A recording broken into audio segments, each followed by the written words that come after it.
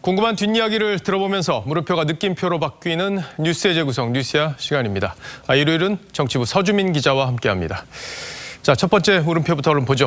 네, 첫 번째 물음표는 문희장 아들도 아빠 찬스입니다. 예, 최근 이 세습 공천 논란이 있었던 문희상 국회의장 얘기인데 저도 궁금한 게 많습니다. 실제 문희장이 이 세습 공천을 의식해서 지금 법안들을 강행 처리하고 있는 건지 이거 궁금하고요. 두 번째는 아들이 어떤 사람인지 이것도 궁금합니다. 네. 그리고 세 번째, 지역구에 출마한다고 하는데 실제 당선 가능성이 있는지 이런 것들이 다 궁금합니다. 네, 그럼 궁금증은 이제부터 하나씩 풀어보겠습니다. 문희장 아들은 그 문희장 지역구인 경기의정부 갑에서 총선에 출마하겠다고 밝혔습니다. 이 지역 정가에서는 일찌감치 석균 씨, 아들 석균 씨의 출마 얘기가 나왔다고 합니다. 그러니까 문희장이 국회의장이 되면 이 탈당을 하잖아요. 네. 그렇게 되면 지역위원장은 지금 다른 사람으로 바뀌어 있는 거 아닙니까? 네, 맞습니다. 그 문희장은 지난해 7월 탈당하면서 지금은 정당 활동을 오래 해온 이 박창규 씨가 지역위원장을 맡고 있습니다. 그런데 그리고 6개월 뒤에 이 지역 상임 부위원장에 문희장의 아들 석균 씨가 임명이 됩니다. 이후 이 지역 행사에 종종 얼굴을 드러냈는데요. 지난달 15일엔 문희상 의장과 의정부의 한 기공식에도 함께 참석한 적이 있습니다. 야당은 이런 이 일련의 과정들이 결국에는 지역구 세습을 노린 것 아니냐 이렇게 의심을 하고 있는 겁니다. 그러니까 뭐 세습이라는 게 아버지가 아들한테 물려준다는 의미인데 뭐 네. 정치라는 게 무조건 물려줄 수는 없는 거고요. 당에서 공천이 될 가능성은 얼마나 있습니까? 네, 그 석균 씨는 최근 그 세습 논란을 피하지 않겠다. 또 당내 경선에서 정정당당하게 평가를 받겠다고 언론에 밝힌 바가 있습니다.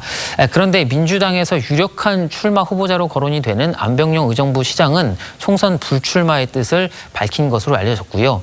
또 아까 말씀드렸던 박창규 지역위원장도 총선 출마에는 뜻이 없는 것으로 전해졌습니다. 그러니까 현재로선 유력한 경쟁자가 없다는 뜻입니다. 예. 또 의정부에서 그 석균 씨가 초중고를 나왔기 때문에 지역 지지 세력도 단단하다는 평가입니다. 이 때문에 지역 정가에선 석균 씨의 공천을 사실상 기정사실화하는 분위기입니다. 자, 그렇다면 문희상 의장은 아들 출마에 대해서 어떤 입장을 갖고 있는지도 궁금합니다. 네, 마침 오늘 한 언론과 인터뷰를 했는데요. 문 의장은 나도 출마에 반대하고 있다고 했습니다. 그러면서도 아들이 벌써 나이가 50살이다. 또 한국청년회의소 JC 중앙회장을 하는 등 캐리어도 갖췄다. 과거에는 청년 대표로 당의 영입 케이스였다. 이렇게 얘기를 했습니다. 실제로 한국청년회의소 회장은 청년 정치인의 등용문으로 여겨지는 자리인데요. 당시 활동했던 영상을 한번 보시죠. 변화의 선택, 행동하는 JC인이 되겠습니다. 2010년 한국청년회의 발전을 위해서 최선을 다하겠습니다.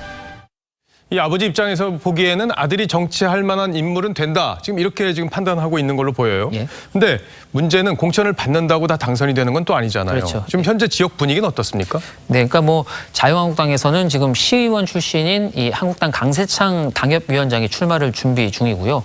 또 한국당 비례대표인 전희경 의원이 의정부여고를 졸업을 했는데 의정부에서 뭐 갑일지 을일지 모르지만 출마를 고려한다는 이야기가 있습니다. 예, 이번 총선에서 어쨌든 뭐 관심 지역이 될 수 있을 것 같습니다. 자, 네. 첫 번째 물음표 정리해 볼까요? 네, 첫 번째 물음표 문희장 아들도 아빠 찬스의 느낌표는 이 공정한 공천 심사가 관건으로 해봤습니다. 그러니까 최근 논란은 이 아버지 지역구에 나오려는 2세 정치인으로서는 어쩌면 당연한 걸 겁니다. 결국에는 본인 실력이 모든 걸 말해주지 않을까 싶습니다. 뭐 정치인으로서 자격과 능력을 갖췄는지 민주당이 공당이니까 아마 충분히 심사해서 공천 여부를 결정하지 않을까 이렇게 생각이 됩니다. 네. 자, 다음 물음표로 넘어가 볼까요? 네, 두 번째 물음표는 안유 창당 놓고 파경으로 했습니다. 예, 이 변화와 혁신 모임 의원들이 사실 새로운 보수당 이렇게 당명까지 정하고 창당을 좀 준비하고 있는데 네. 제목을 보니까 안철수, 이승민 두 사람 사이가 지금 심상치 않은 것 같아요. 네. 이 파경이라는 단어를 쓸 정도로 사이가 좀 안 좋아진 건가요? 네, 맞습니다. 그 자세한 취재 내용은 잠시 후에 전해드리고요. 이게 먼저 당명을 정하는 과정의 뒷이야기를 짧게 말씀을 드리겠습니다. 근데 새로운 보수당이라는 이름은 이제 확정을 했다는 건데 네. 이 보수당이라는 이름이 좀 뭐 잘 지었다 이런 사람도 있고 좀 어색하다 이런 사람도 있어요. 엇갈리는 것 같아요. 네, 원래는 그 개혁 보수당으로 하려고 했다고 합니다. 이게 공모를 통해서 내부 여론조사를 한번 해봤는데 이 개혁 보수당이 좋다고 하는 답이 가장 많았다고 합니다. 그러면 그 이름으로 그냥 하면 되는데 네. 왜 새로운 보수당이라는 이름으로 바꾼 거죠? 그러니까 유승민 의원이 개혁 보수를 자처해 왔기 때문에 안철수 의원 하면 떠오르는 이 새 정치를 결합해서 이 새로운 보수당으로 했다는 게 유승민계 의원들의 설명입니다.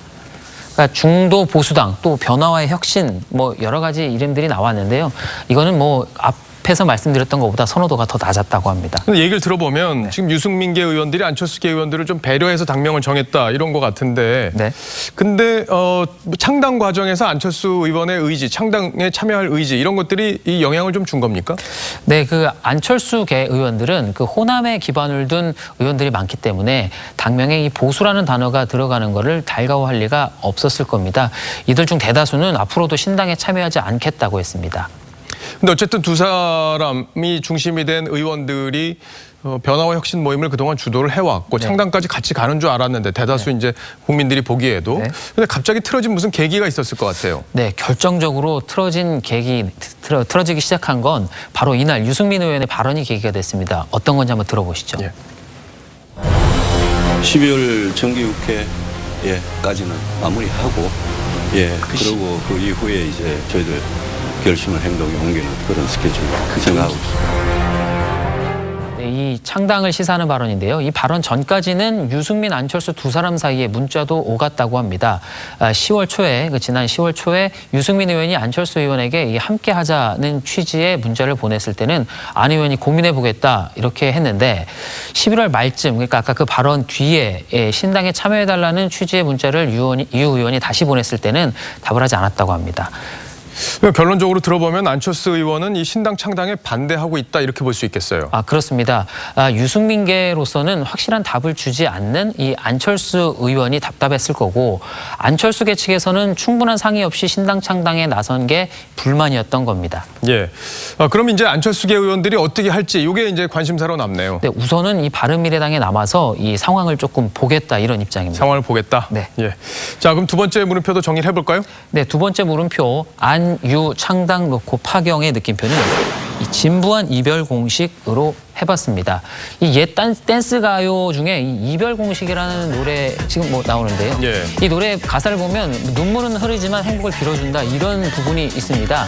신당을 준비하는 유승민계 의원은 지금 신당 합류를 거부하는 안철수계 의원들의 선택을 존중한다 이렇게 하고 있고 또 안철수계 의원들은 신당의 성공을 바란다. 이렇게 얘기를 하고 있습니다. 하지만 이젠 돌아올 수 없는 강을 건넌 것 같습니다. 돌아올 수 없는 강을 건넜다. 우리 정치현실에서 이 중도 정당이 뿌리 내리는 게 얼마나 어려운 건지 이번 일을 통해서 잘 보고 있는 것 같습니다. 네.